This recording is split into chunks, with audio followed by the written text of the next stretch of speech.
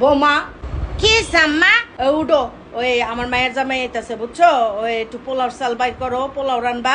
আর মুরগি আছে ফ্রিজে, মুরগি বাইর কইরা একটু রোস্ট করবা। আমার মায়ের জামাইয়ের পোলাও রোস্ট খুবই পছন্দের খাবার বুঝছো। আর কি আম্মা পোলাও রোস্ট খাইবেন?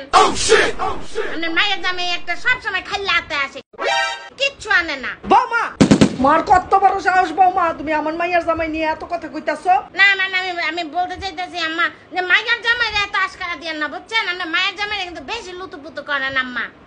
দেখছস মায়ের জামাই এমন আহামরি কিছুই না, চিন্তা করছো? আইয়া খালি খাইয়া যায় আর আপারে তো নিয়েও যায় না। এই বৌমা কি কইতাছো তুমি এডি?